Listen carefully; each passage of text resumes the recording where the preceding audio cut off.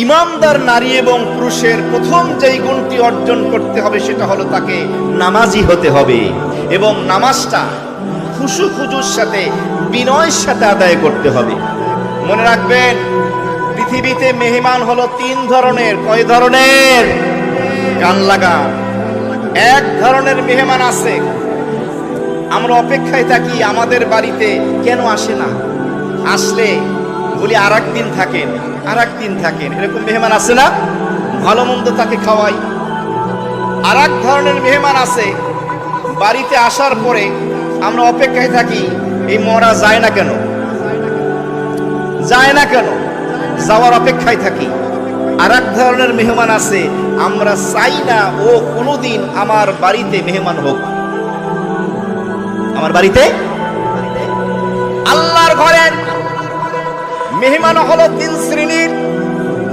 আল মসজিদু বাইতুল্লাহ, মসজিদ হলো আল্লাহ রাব্বুল আলামিনের ঘর, রহমতের বরকতের ঘর। এই ঘরের মেহমান হলো 3 ধরনের।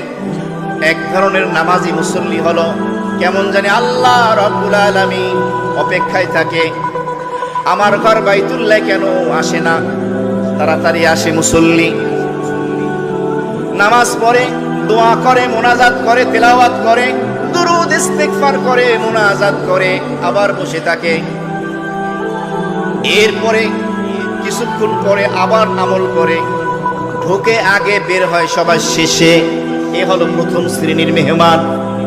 আর এক শ্রেণীর মেহমান আছে যারা মসজিদে ঢোকে সবার শেষে, বের হয় সবাই আগে। এটা হলো দ্বিতীয় শ্রেণীর। আর এক শ্রেণীর মেহমান আছে, আল্লাহ চায় না তোর মতো কপাল পোড়া আমার ঘরে যেন কদম না রাখে। এখন নিজেকে মিলান, আপনি কোন শ্রেণীতে আছেন? কষ্ট পাইতেছেন? প্রথম শ্রেণী, দ্বিতীয় শ্রেণী না তৃতীয় শ্রেণী? আমি কোন শ্রেণীতে আছি?